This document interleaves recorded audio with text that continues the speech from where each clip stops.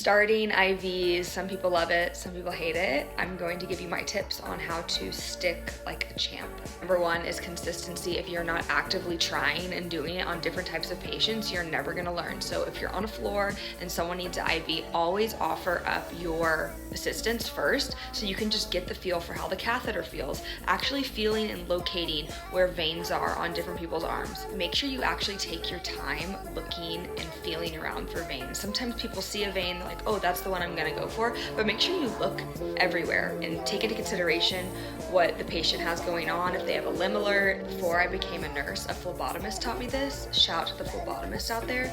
You guys are a vital part of the team. Thank you. You don't always have to see the vein. It's more to me about feeling that bouncy ball feeling underneath the skin to kind of guide where I'm going to poke and guide my catheter in. If you poke and you don't immediately get blood return, don't immediately give up. There's been so many times where I've poked people, I've kind of gone to the right or to the left of the vein, and I can reposition my needle and catheter to float it into the vein. So just because you poke and you don't immediately see blood return, don't freak out and pull your needle and retract everything and start over.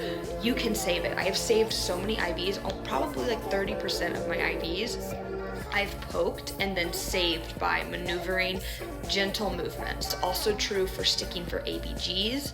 Small micro movements, also for blood draws, small micro movements. No macro shoving movements, okay? And lastly, as soon as you poke, it's like you're landing a plane. So here's the skin, and pretend right here is the vein. You're going to poke, pierce the skin, go into the vein, and immediately land the IV, kind of like a plane, and then you'll inch your catheter in, retract your needle, and then you can see blood return, do whatever you need to do depending on the equipment you have. If you guys like these types of videos, let me know and I'll do some more. I hope this was helpful, and happy poking!